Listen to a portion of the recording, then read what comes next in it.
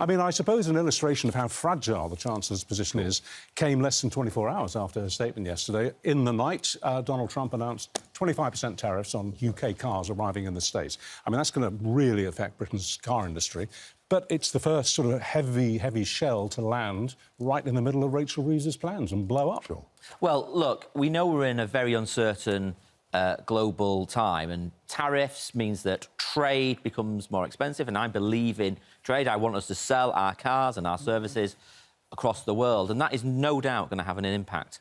But nonetheless, that what Rachel Reeves has had to do, and I'm sorry to say it, Kwasi, she's got to clear up the Tory mess she inherited. The public finances were shot to pieces, and she's got to have to take some tough decisions. Hang on, she inherited growth from the Tories, and growth has now stopped. The economy was growing. Yeah, but she also inherited a huge black hole in the public finances, but and she had to fix that black hole. So some of the decisions she has taken are tough. They're going to be unpopular. One of the interesting things I thought, though, is that she's... You've got the Daily Mirror. Yeah. And by any standard, a Labour-supporting paper of all the papers out there, talking about balancing the books on the backs of the poor. And, you know, it can't sit comfortably with you. Look at The Guardian as well. It can't. The Guardian as well, another sort of left-of-centre paper, you could say.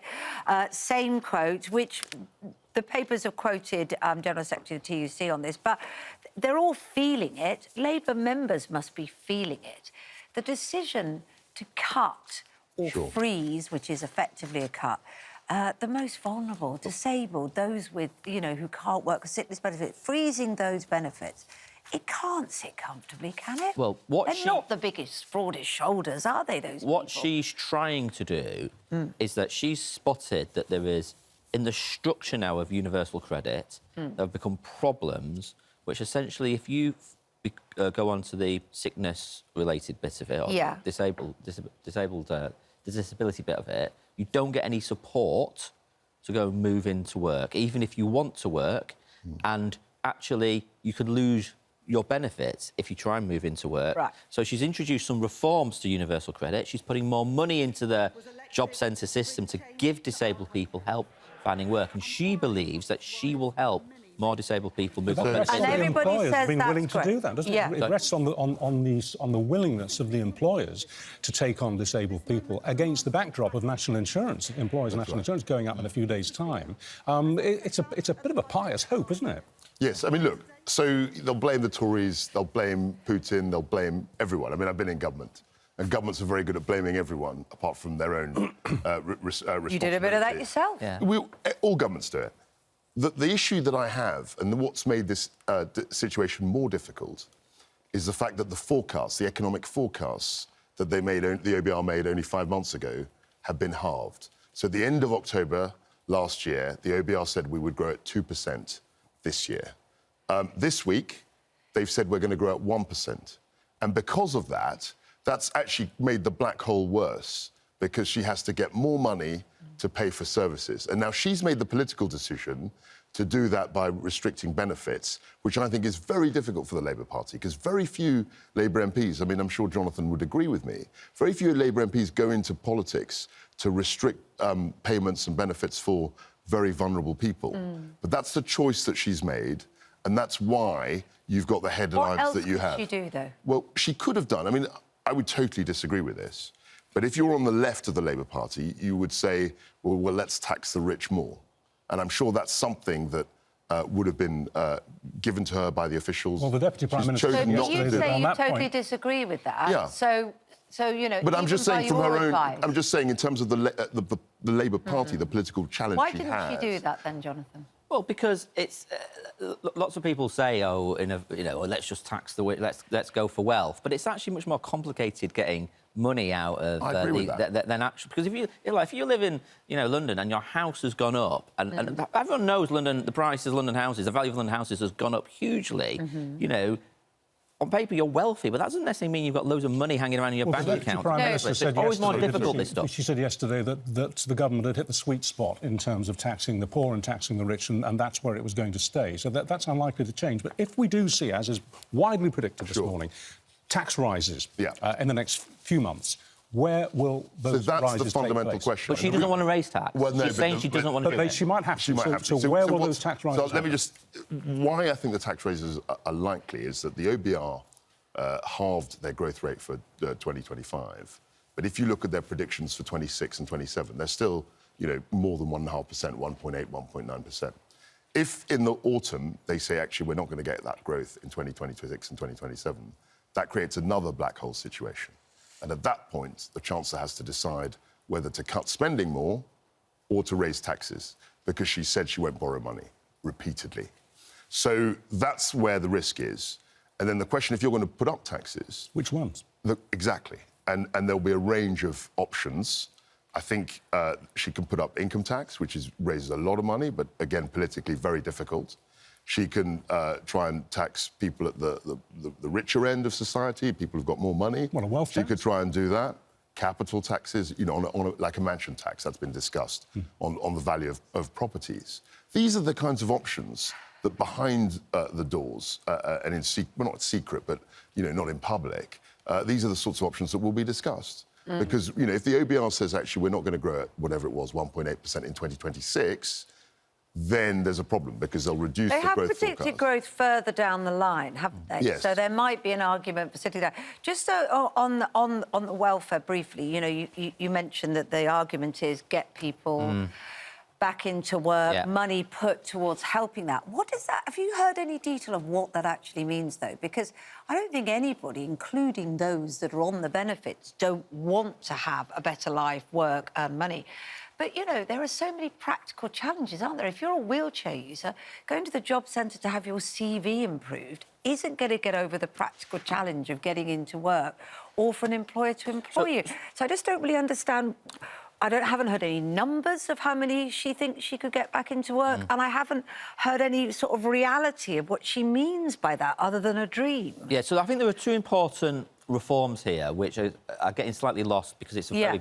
I mean, this stuff's really complicated, this benefits stuff. I mean, you've got to be a real policy wonk to understand benefits. I used to do this brief in Parliament, so I do actually understand it. So there's two important reforms going on here. Well, we're very glad to have you here this morning. It's lovely to have a policy wonk this morning, if I may say. I don't think of myself as a wonk, but I'll let the viewers decide on that. You said Jonathan, the other people who understand it are those who are living with it.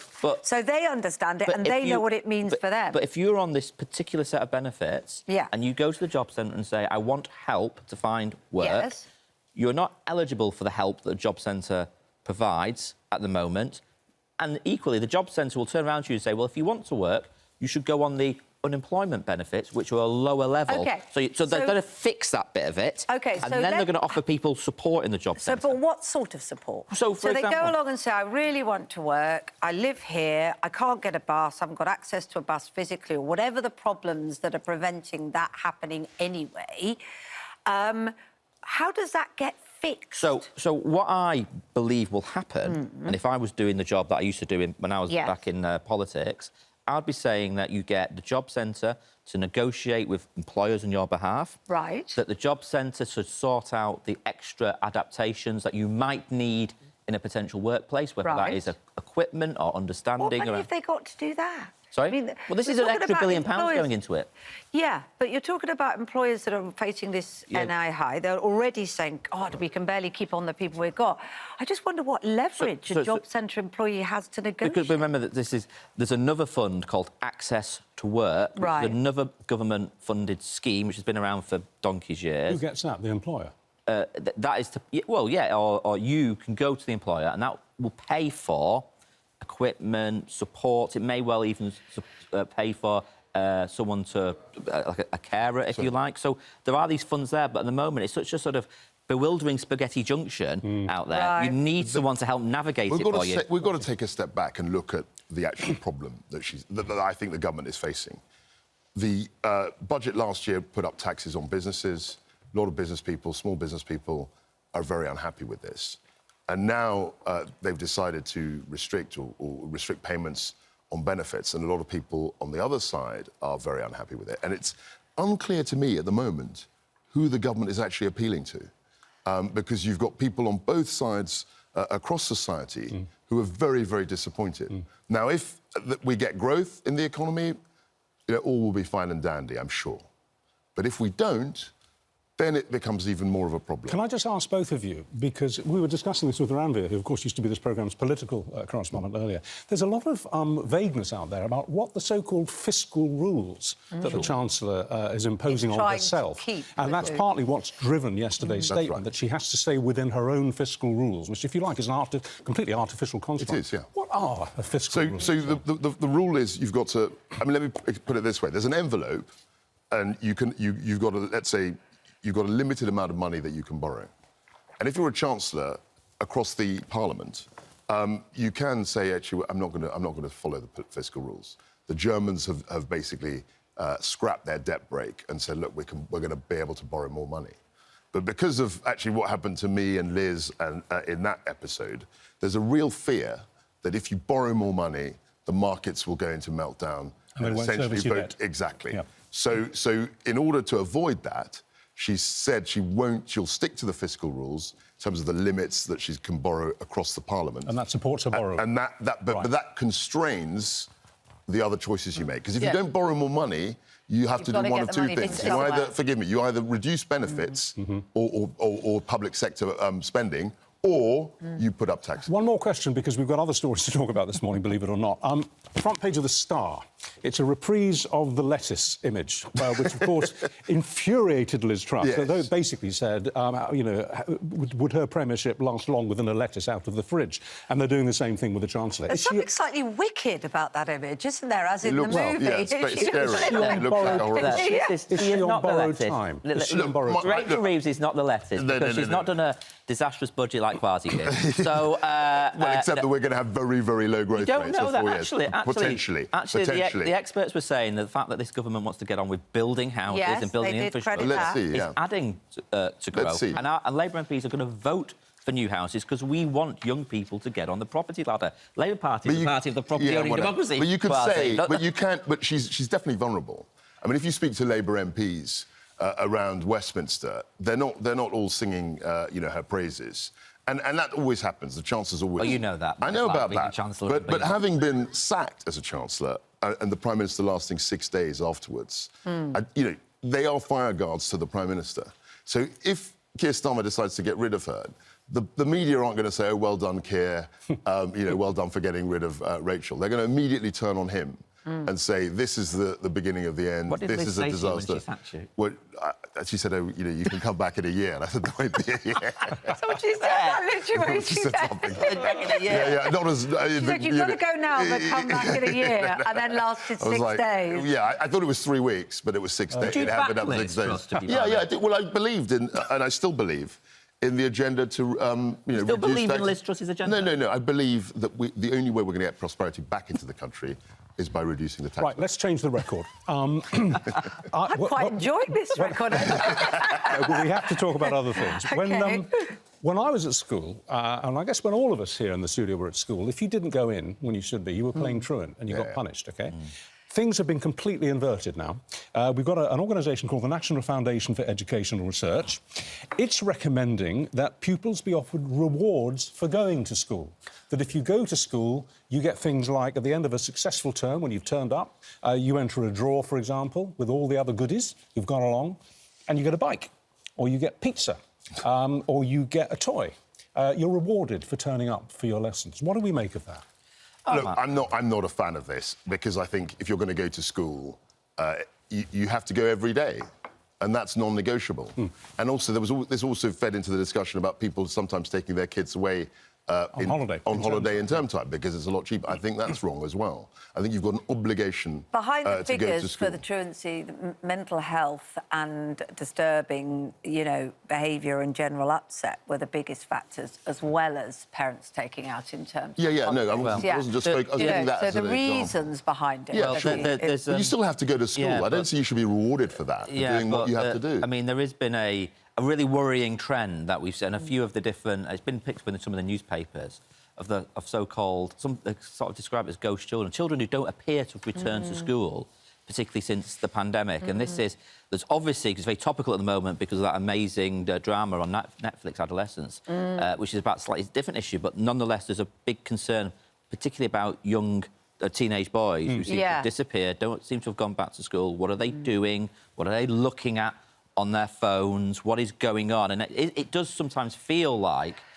our children. I've got a teenage daughter and a younger daughter. It does sometimes feel like our children are leading these parallel lives of what is going on. And I think every parent is worrying about their kids. What are they up to? What are they seeing on their phones? Sure. What is the interaction they're having with other kids? It feels like there's a level of bullying and an exposure to things now on the internet, which is mind-blowing compared to what we grew up with. But what message is it sending school children? That they get rewards, they get treats for doing what they should do anyway. No, exactly. But obviously that school must be, or that organisation is trying to grapple with this fact that these kids are not going to school. I mean, I think, you know, kids should go to school. I'd have got clipped round the ear, as it were. Well, exactly. If I'd have done that. Right. Go to school. But it's... I suppose at the moment what you have is the shouldn't stick, get a bike. isn't it? Sorry, you shouldn't get a bike for attending every day of school. I'm sorry. I mean, I don't think that reward makes any sense. I think you've got to...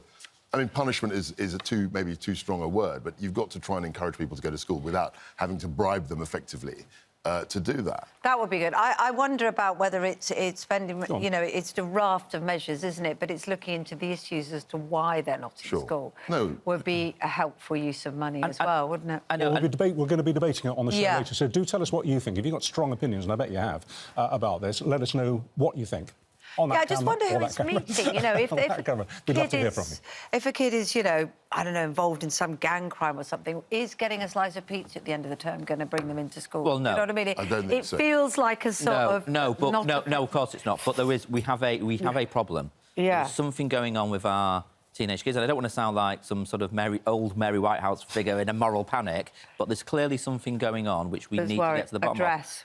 And it does, funny enough, it links back to the discussion we had a little bit earlier about benefits, because you've got 1 million young people now not in education, employment or training, and this is the next cohort, the next group of people who are going to become young men and young women not in education, employment or training. Now, look, you mentioned Adolescence, a series which I think all of us in the studio have seen, an extraordinary piece of television. And one of the, if you like, dark inspirations for the writing and the production of that extraordinary short series was the murder of Brianna Ghey, who, of course, was killed when she went to meet what she thought were 2 friends in a park, and they murdered her. And it emerged at their subsequent trial that they had been lost down the rabbit hole of internet dark places. And Brianna's mother is coming in to talk to us later on the programme, Esther. One of the things she wants to see happen is an absolute ban on mobile phones in schools. That's unlikely to happen because the government doesn't support it. They say it's up to the schools individually to do that. But what do we think? Because she says she's been to a school in the Bronx in New York, which had a terrible reputation for stabbings and violence of all kinds.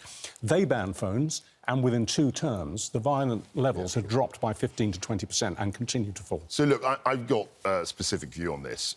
I think we have to look at a ban on access to these images, because one of the things that struck me, having left politics, you know, speaking to kids, you know, I'm a godfather to 3 children, is the access to very violent material, pornography. I don't think any of us have any idea what kids of 13, 14, 15 have access to. I mean, I heard an appalling statistic, maybe it's just an urban myth, but something like half of 14 or 15-year-olds have seen beheadings on the internet. And I don't think people of our generation, frankly, have any idea of the poison that kids have access to. And I think it doesn't surprise me about this Bronx school banning access to the internet and then seeing a fall-off in violence. Because these are young minds. These are very impressionable people. And it only takes a minority of kids. I'm not saying all kids are affected in this way. It's only a tiny minority, perhaps. But if they are affected, they can do some pretty terrible things as a consequence of that exposure. I mean, I think they shouldn't be in schools. The issue is, do you let your child go to school with the phone? And well, I think that's the issue. That is. I mean, if this school in the Bronx took the phones off them when they walked in, locked them up at the back at the end of the day, that does feel like a sensible move on any level. However, I do think we let the genie out the bottle in terms of phones being part of our lives. Most children travel. I used to go to school. My parents didn't know where I was or what I was doing on the way to school and home. But we don't live like that now, do we? And I think think they do probably need that. But I think every parent would think that don't have them in the schools. But equally, I think a lot of parents like their child to know that their child, if they're getting the bus to school or whatever, that they can be in contact with them. Absolutely, you know? And I think agree. we all, you know, I don't know what your families are like. We have like a family WhatsApp group where we check in and you know, and all of that sort of stuff. So and you have those got to get this tracker apps and all of that. I think there is a balance, but very... I think the extent to which lawmakers, and I mean, you know, we were lawmakers, we were MPs, the extent to which adults. Are ignorant of what's actually going on in social media. No, I think you should never underestimate I think you're right, but I think the problem is that we've moved to a strange world that parents and children have to navigate. All of education is online now. You can almost not get a textbook. Sure. Or the homework's put online, or the revisions put online. Everything is online. The children are expected every day to check their school emails and their school learning. So they're going on the internet for that.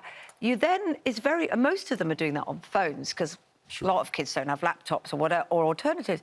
So you're then saying to them, but you can't look at this. We're in a complicated world where we're trying to live online and get kids not to look at stuff that's available online, and it's not just about what they're seeing. It's about who they're interacting with online. And we all say, you know, let's make social media. You can't go on social media till you're 16. We'll all say, you know, lots of people say that. It's not actually just about social media. It's about these things like Roblox, Fortnite, all these online games that children are playing all the time and interacting with, frankly, strangers from across the world sometimes. This is really frightening stuff, and I think we have got to have a debate about it, and we've got to really understand what's going on out there. OK, can we talk about what's happening in America, what's happening with Donald Trump? It seems to be getting worse and worse. We were talking about how all governments lay the blame on any target they can find when they get themselves into trouble, but that's understandable. We know from this programme and programmes like this that the government ministers obfuscate and dodge questions and all the rest of it. But they're not expected to lie. We don't expect them to actually tell barefaced lies. That is what is happening in the White House now. And that's no exaggeration, and that's not a kind of a reflex anti-Trumpism. It's the truth. Donald Trump and his cohorts are telling straightforward, damaging lies when they get themselves into trouble. And we've seen that with this leak of the conference that took place on mobile phones about the bombing in the Yemen. It was sent to a journalist. The journalist responsibly didn't publish all the details of it because of national security, but he did say, look, this is leaked. It's come to me. It's outrageous. The American government and Donald Trump turned on him like rattlesnakes. They said that his magazine was failing, which it's not. They said that he was a bottom feeder, which he's not. He's a responsible journalist. And they said he was lying when he said that these were matters of extreme security. So he's now actually published them. He's actually published what he was sent. And they are grade A national secrets. High detail about the plans to bomb the Houthi in the Yemen. I mean, I can't think of anything that should have been more secure. So he was telling the truth. But they told the American people and the world that he was a liar and a fraud. What are we going to do with an American administration who doubles down like that when they find themselves in a difficulty? Rather than saying, yeah, we screwed up, we're sorry, we'll fix it, they actually turn on the messenger. What are we going to do? Well, look, there's not much we can do. And my view on the Trump situation, I mean, I was in America in 2015 when he announced his candidature. And that was 10 years ago. So, in a way, we're kind of at the end, whichever way you slice it, we're kind of near the end of this episode. And frankly, he's not going to change. So you've got to try and accommodate that. There's no, you know, you could be morally indignant and say, you know, this is appalling, this is terrible. But he won his re-election. He's the President of the United States. And I'm afraid we're just going to have to deal with a rampant liar? How do we deal with it? I think, actually, I mean, and I'll give Sir Keir Starmer credit for this, I think he's handled him quite well, actually. I think that's been one of the successes. Well, he hasn't stopped the 25% tariff on cars. But he's trying to act as a bridge between a very volatile president who, you know, can be a stranger to the truth, let me put it that way, and the EU. It's a difficult balancing act. So he hasn't come to blows, but as Richard says, he hadn't achieved what he wanted so far. So far, obviously, the jury's out. We don't know. But, you know, at the moment, it feels like for all that public success, how are we further forward when you're dealing with that? I mean, it's crackers, isn't it? I mean, some of these things that go on, they'll be dismissed as too far-fetched for the thick of it if they went to the sort of If it was in a comedy movie department of the script, BBC. yeah. I mean, I've never known this security breach. This is like, can you imagine that's that it. happened when you were in cabinet? They would be sacked. I mean, it would be. Cannot. But the way I look at it, I mean, it's such a dumb thing to do. I always think it was deliberate. I can't believe that there were only about 18 people on the group, I heard. It's not like there were 150 people and you couldn't see who was Well, on. isn't Is it human error, though? Just human error. You know, you don't look at every single person on the group. 18 people. It's not like a I know. cast of thousands. I'm struggling, to be honest. That's what I was Yeah. informed, that there were 18 people on the group, and this chap was on the group, I think. But what it reveals, though, is never mind the security leaks, bad enough, but the way they were speaking about Europe shows that for all, as you credited Skidar with the public success, there is no. No, and I think that, but that's why, I mean, I'm not a conspiracy theorist. Generally, No. I reject conspiracy theories. But that's why I thought, well, maybe this is deliberate, because they want to get it out there, what they think of Europe. They think Europe's Really? and that's the way to put pressure on Europe to spend more on defence. Well, that's the other thing, isn't it? I mean, it was so revealing about the way that they talk like drinkers in a Texas bar about the Europeans, and they make no distinction between us in Britain and the so-called special relationship and the rest of Europe. We're all tarred with the same. Freeloaders. We're all That's freeloaders. right. They seem to hate us. They actually seem not just to hold us in contempt, but America, at the top end, now seems to actually actively loathe Europeans. I mean, the other thing to back up my sort of theory, I mean, I've been thinking about this in terms of the deliberate leak, is the fact that their response hasn't been as outraged as it would be. I mean, if this was a genuine leak and it came out... Oh, I think that is a conspiracy theory, I'm afraid. Yeah, look, I mean, I don't want to push these theories too hard. But I definitely think there was more method than Really? Should we go down on the farm? I think that. Should we end on the Prince of Wales, as the Sun calls it? Great headline. Prince Great William headline. has been down on Clarkson's farm having a lovely chat with Caleb Cooper, who's been on the show, and it's great fun. Apparently, Caleb said he complimented Prince William's hair. Oh, right. Yeah, yeah. Well, Interesting. Well, Caleb's the sort of... He's good with a comedy line, isn't he, Caleb? So maybe that's what... I think- Maybe that's what that's all about. That's a conspiracy theory, isn't it? Oh, my gosh, He I didn't shouldn't have mean said it. that. He didn't mean I'll it. be off to the tower now for saying that, won't I? That's me... I wonder if Caleb minded his language. Well, apparently, you know, the princes don't like the swearing, do they? He was saying that he didn't like it. Absolutely. Not in front of royalty. You can't swear in front of the Prince of Wales. Absolutely. Come on. All righty. Well, it's good to see you both. We'll see you back at the end of the Thank show with your verdict on what Rachel Reeves, the Chancellor, has to say to us live. Thank you. Now, a new report says some schools are giving out rewards like iPads, pizza parties and bikes even to tackle student absences, which have hit a record high in England. Well, the study comes from an education charity, and it points to illness, mental health and term time holidays as key reasons for kids missing school. But should they really be getting prizes just for kind of showing up? Teacher and tutor Matt Green thinks school attendance is not reward-worthy, but teacher and author Bobby Seagull thinks that if gifts help increase attendance, go figure. It's not a bad thing. Let's come with you, Matt, first of all. Getting a lot of opposition to this and some support from our viewers. Why are you against it? I think it's crazy. I think it's a basic expectation that students and workers, we should get to school and work on time. I think to reward for that is a crazy thing, and it sets a bad precedent for other things. If you're getting presents for getting to school on time, is it going to go to getting dressed properly or about not being rude to teachers? Another thing is it sets a bad expectation for life. We all get jobs and we're expected to get to the work on time. We don't get bonuses. Well, we get paid. We get paid, but we don't get bonuses. We do get bonuses for doing well, and I guess doing well, but not on time. What you could frame this as is, you know, you're not going to give people a treat if they score well necessarily, because that might be out of their control. But by consistently turning up on time, is there an argument for giving that a bonus? I think by all means sort of celebrate it, but in life we get bonuses for the merit. If we work hard, we go above and beyond and great things happen, we get merit for that. But if I or you guys come to work on time, you don't get a bonus for just coming on to work on time. It's unfair to You get a kids. bonus for results. But the thing is, there is a real issue with absenteeism in schools. Right. Because before the pandemic, what's known as persistent absence, missing 1 in 10 days once a fortnight, used to be about 10% of kids. Now, 20% of kids miss 1 day a fortnight.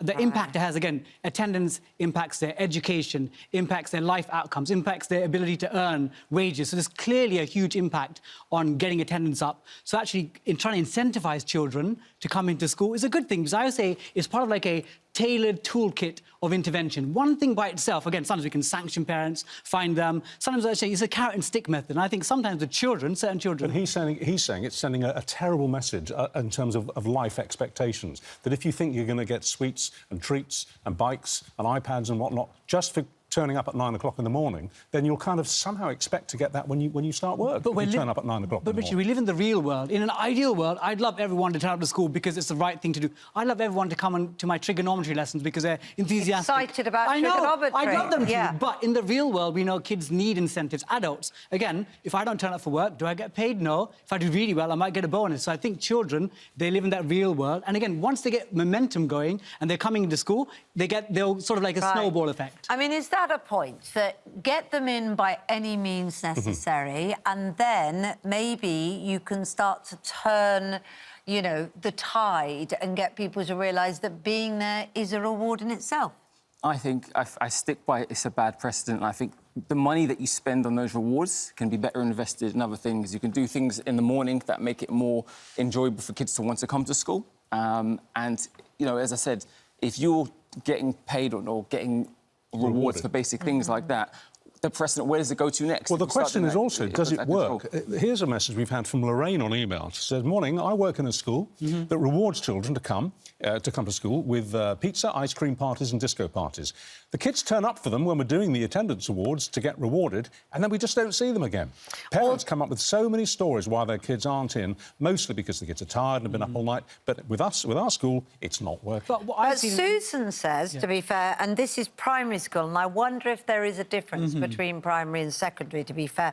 She says, I'm an attendance officer at a private school. My head had the brilliant idea of having Funky Friday, Friday being the worst day of attendance. He does a disco outside for the pupils while they're having the lunch break, and they love it.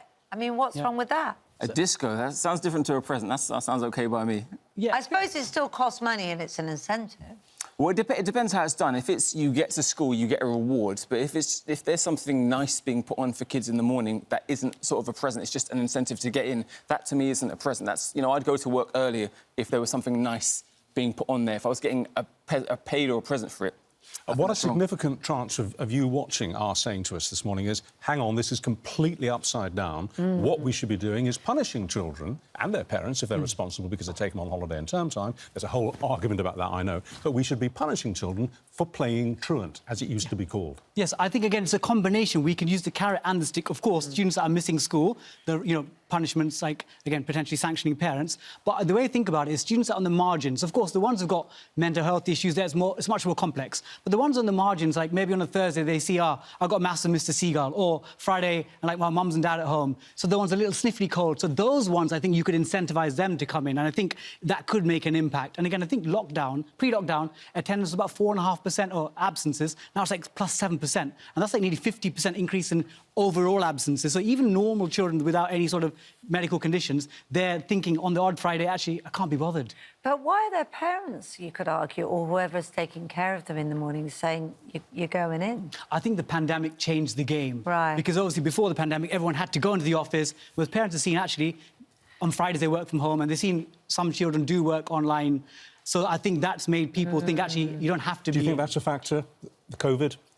Yeah, I think it would have contributed, sort of habits of not having to go into school, definitely. But I don't think it's a solution to reward. As Kate said a moment ago, some kids were going in just for that time And then when the rewards went, they just go back to the habits they were before. We need to get to the root cause and not just try and dress it with this easy fix. Well, we've done a snap poll on this. We asked you watching whether you think that kids should be rewarded for just turning up at school. 11% of you said yes, but 89% said no. They don't work in schools. You don't like it at all. I'm not surprised by that. Right, you say they don't see the reality. Yeah. Right. Get them in any way you can. Yeah, all right. Well, good to speak to both of you this both. morning. Thank you.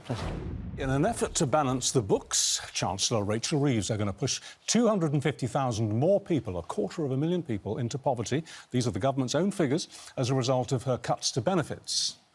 More than 3 million families could be impacted. Sobering figures that come from the government itself.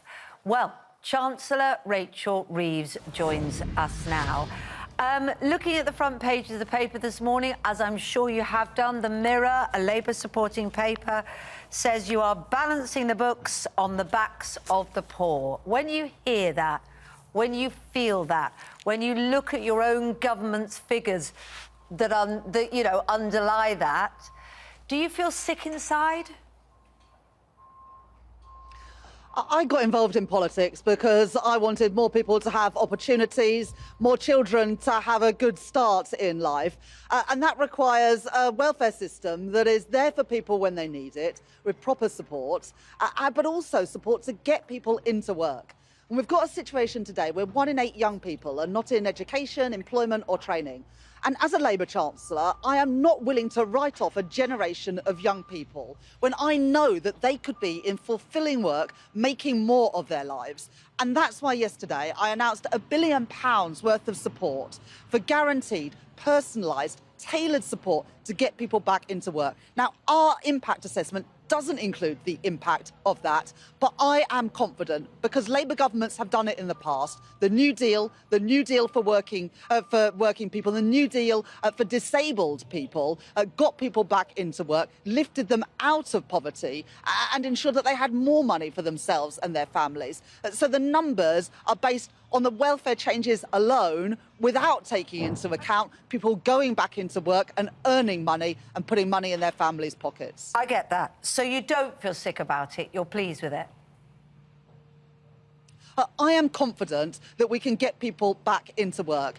And we're also consulting on additional premium payment to the most severely disabled and sick, because it is right that the welfare state is there for people when they need it, but the welfare state should also always help people get back into work. Not park people on benefits, not write them off because of their disability, and I know that. but You help obviously them don't into want work. to talk about your emotional feeling about it, so let's look at the figures then. So we've got, according to, government figures, we've got 250,000 people going into poverty, 50,000 of those children. Now, how do 50,000 of those children get work? But as I say, those numbers are assuming that there's no change in work. All right, and well, tell the me children's about the mums and dads and their Tell me about the carers. other numbers, because you've got the numbers for behind the freezes and the cuts and the impact on families of that. So what are the numbers that you can be confident about of getting people into work? What does that support, £1 billion there, really mean? Because I wonder, we've had people commenting this morning that they say, I'm disabled, I'm in a wheelchair, what am I going to get from my job centre that gives me the real access to that work? It's not going to work looking at my CV. It involves employers taking me on and making changes, all of those things. So we can see the bad stuff. Yeah. You say there's good stuff coming. Give me some numbers, tangible numbers on it, if you don't want to talk about emotion. Well, the Office of Budget Responsibility say that they're going to work over the summer to look at the impacts of that back to work scheme. So that work is going on at the moment. But in the meantime, we're going to crack on, learn from the New Deal for disabled people in the past. We know that there are tens of thousands of people who are desperate to work but aren't getting that support today. There are already initiatives like Access to Work, but too few people are able to get them. But with 1 in 8 young people who aren't in education or training, that's why we're increasing the number of apprenticeships, I know, and you've been very increasing clear the number about that. of I hate to interrupt you, skills training and construction. But we already know, don't we, and you've identified that some of the mental health reasons for people to be on these benefits are an issue, and you feel that those people would be benefited if they're in work, and I think we can all see that. However, we also know that the mental health service is woefully not there for those people. So, you know, where is the money going to go for that? How do they get the help back? I think people just can see the damage but can't see the vision. So, look, I think we all know that the last few years, the pandemic, it has had a toll on people's mental health. And that's why, as a government, in the autumn, at the budget, I put more than £20 billion into the National Health Service, including increasing the support for things like cognitive behavioural therapy, mental health support, so that it isn't the Cinderella service of the NHS anymore. And we also want that support coming through job centres. Now, in my own constituency in Pudsey in Leeds, I was at the job centre last week talking to work coaches, and they're already doing extraordinary things in helping people back to work, including those with disabilities. But they are confident that we can turbocharge that and support more people into work through the initiatives that we're about to get started on. And so, look, we want to lift people out of poverty, see more people be able to contribute to their family finances. Right, it's also why we've just increased the national living wage so that work always pays for people. All right, let's look ahead, if we can, please, to the autumn. Pretty much every economist who's been quoted in this morning's papers, on the right, on the left, in the centre, are predicting with almost complete certainty that you will have to raise taxes in the next few months. We've been following your interviews on the media this very morning. You've not ruled that out. You've kind of obfuscated on question after question about it, which is what you do, but you haven't ruled it out. Are we going to see tax rises? Are you going to be forced into imposing tax rises, and where will they fall? Well, it would be wrong to try and write 4 years more of budgets, a spring statement. Lots of people were predicting I was going to increase taxes yesterday. I didn't, because I've made a commitment to just one budget a year, and I recognise that the tax increases that we introduced last year have still got to come in. So I didn't increase taxes yesterday.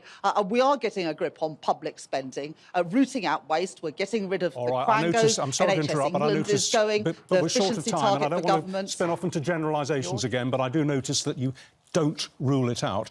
What about Donald Trump? Well, no, I think it'd be irresponsible to write budgets in the future when you don't know what the scenarios are going to be. So you're not ruling it out. That's all I'm saying. Donald Trump. I think it would be grossly irresponsible to do that. Yes, you've said but this. people Can can we see move on, my please? instincts. Yeah, you've said this, and I'm simply underlining the fact that that means that you're not ruling them out. Now, Donald Trump blew a bit of a hole in your plans overnight. He's imposing a 25% tariff on UK cars being imported into the USA. You've got talks with the American government later today about a possible trade deal. What are the percentage chances, do you think, of reaching a deal which will scotch that 25% tariff? Because it's going to have a massive impact on your plans and on the British car industry. The Prime Minister went to see the US President just a few weeks ago, and since then we've been in intense negotiations ahead of these tariffs coming in potentially next week. We're at a very important moment in those negotiations with just a few days left to go, and we're putting everything we can into getting that deal over the line, because I recognise how important it is for jobs and industry in Britain. I'm not going to put a figure on it, but we recognise how important it is, and that's why we are working flat out the next few days to try and secure an agreement. OK, fingers crossed then. Now, on a personal level, this week, Chancellor, you've been accused of having a tin ear regarding saying yes to freebies. Now, after the whole freebie scandal, which engulfed your government in their first few months in office, it was a disaster for you in PR terms, you'd think that people like you would avoid new freebies like the plague. But last week, we learned that last month you accepted £600 worth of seats in a VIP box for a Sabrina Carpenter concert. Not got much to do with government, has it? And then a few weeks after that, £276 worth of free theatre tickets. Why don't you pay for your own tickets? Don't you see how this looks? A Chancellor who's making these kinds of cuts to working people and poor people accepting free tickets. It looks awful. Are you going to accept any more freebies? Well, I absolutely... Yeah. I do recognise how it looks to people. Since I've become Chancellor, my life has changed a lot. It's a privilege of my life to do this job, but with it does come security concerns that I'm not able, like I was in the past, just to buy tickets for a concert and sit with my family. And so, for security reasons, I did take tickets in a box. Look, I recognise the feeling here, and I have no intention of doing that again. Forgive me, because I've heard this from you many times before. Forgive me. I understand that you need security, of course, and you're entitled to a private life and to even have fun along the way. But why does the security concern mean that you can't pay for them? Basically, because of the security concern, the owners of the venue offered me tickets that are not available for sale in a box. Look, I don't have any intention of doing this again. I thought it was the right decision for my family on that occasion, but I do understand how people feel about it. I just want to get that clear then. You're saying officially you will never accept, while you're Chancellor anyway, any more freebies of any kind. You'll pay your own way from this point on.